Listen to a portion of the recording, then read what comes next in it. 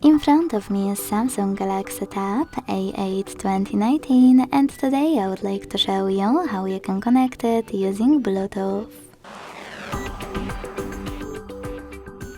Begin by accessing Settings and tapping on Connections to access Bluetooth.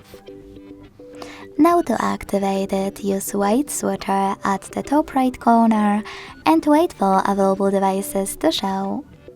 When they do, tap on the one that you wish to connect to. Select Pair in the pop-up and wait for the other device to accept your connection request. Sorry, I meant that in pairing pop-up you need to select OK to pair. So when I do that, as you can see, my devices were successfully connected.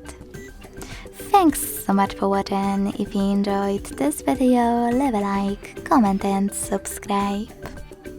Bye!